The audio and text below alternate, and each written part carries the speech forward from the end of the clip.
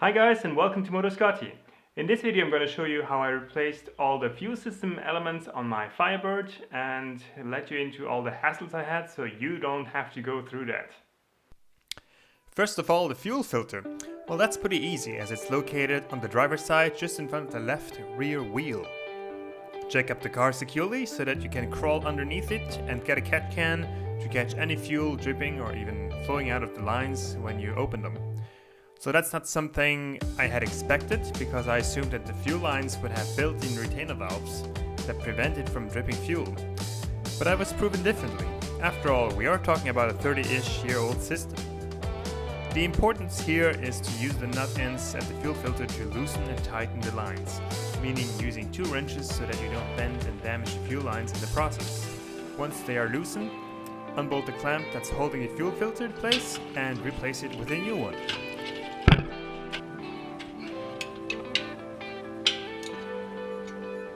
So when installing, please make sure to respect the direction of the filter, as there's a clear flow sign marked on the filter. The dangerous part here is definitely fuel dripping or even fuel flowing out, so make sure to catch it and not to have any fire or spark hazard in the vicinity. As the next step, I wanted to change the fuel pump, but when I last filled up the car, I noticed some fuel dripping out on the floor, so I kind of had to investigate what was going on out there. Well, you know, it wouldn't be a project car if things like these didn't pop up here and there, would it? First, I removed the fuel door and the plastic surrounding cover to get a look at the filler neck, and sure enough, it was held together with lots of stuff. A plastic bag was wrapped around it. After I managed to take that out, I saw that it was held together by a big piece of rubber hose and 2 clamps. Proper Bubba work, if I may quote the Corvette band. Now I knew this tank had to come out for sure. That was the plan anyway, since I wanted to change the fuel pump and the strainer from the very beginning. Not that the old one wasn't working, but since I didn't know if it was ever changed, it was good to do it. And also, anyone who knows a bit about these 3rd gens knows that it's a bit of a pain in the ass to reach the fuel pump and sending unit. There's no opening from inside the car to reach them. You actually have to remove the tank first. When you Google the issue, you realize that some people don't want to go through the hassle of removing the tank and simply cut a hole in the floor. To each their own, but I'm not the kind of guy to do these things anyway. Technically, that's pretty straightforward. First of all, make sure the tank is empty or nearly empty so you can safely pull it out without having to handle the weight and the risk of having fuel spilling out. Then, take off either the entire exhaust from the cat back or at least the muffler with the end tips, and you can just push the exhaust to the right side. If you don't have a lift, which I highly recommend having, lift up the rear on the differential and put the rear on jack stands. I put the car on jack stands front and back for better stability. Bring it up higher than I did because the more clearance you have, the easier it will be to maneuver the tank around and out. Then disconnect the cables and hoses, meaning the electrical connector in the middle and the fuel lines on the driver's side. Now, if you're doing it by yourself, use another jack or a transmission lift to hold the tank in place while you unscrew the 2 metal straps that hold the tank in place. After that, you can remove the jack and just wiggle it out carefully. Now, with the filler neck of the original tank broken off, I had decided to go all out and get a brand new reproduction fuel tank from Spectra. Little did I know that the angle at which the filler neck was welded to the tank was off. Moreover, the metal lips surrounding the tank were not bent down as far as the originals, which made installation complicated and improper. I got so frustrated with that tank that I decided to have the original tank welded and put that one back in. At least I used the new gas cap.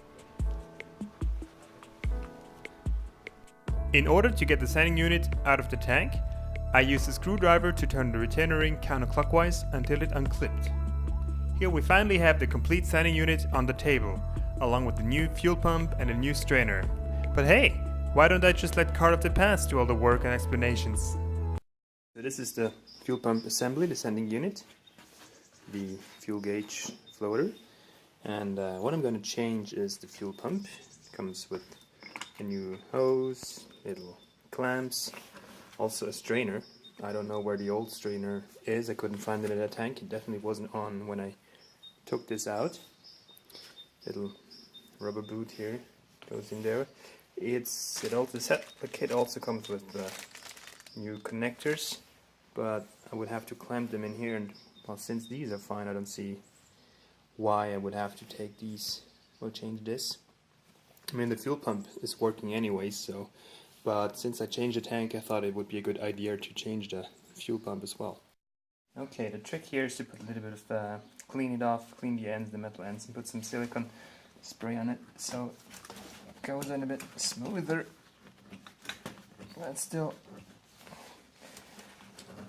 not that easy. This over here.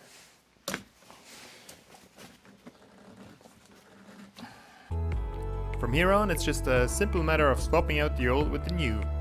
Just make sure to put the two metal clamps on the hose before you reconnect everything.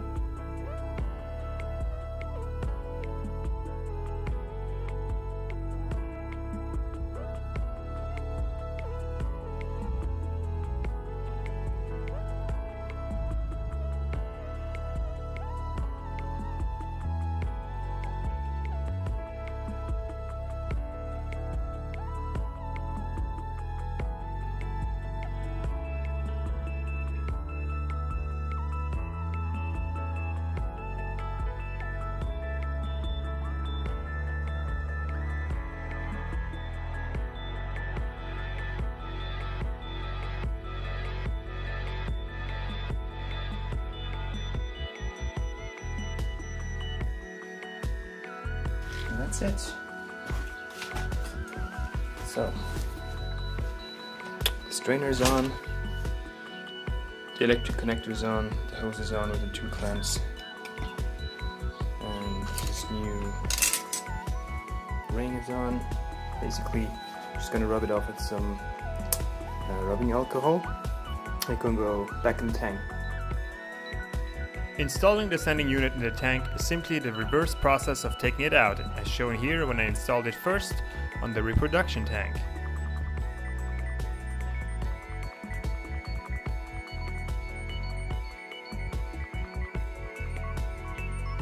With the original fuel tank back in place, I wanted to hear whether it would actually run. So here's the first startup in 2018 after sitting about 3 months. Thank you for watching.